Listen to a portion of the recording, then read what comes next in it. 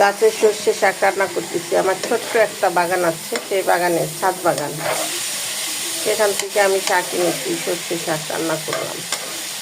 দেখেন, সার নেই, কিচ্ছু নেই, ভেজালমুক্ত শাক সেটাই খাচ্ছি, সর্ষে শাক। আরেকদিনও নিয়ে খেয়েছি, আজ তো খাচ্ছি, রান্না করতেছি, অনেক মজা লাগে। ভেজাল মুক্ত তো, ফরমালিন ছাড়া শাক, খুব মজা লাগে। সরিষা শাক।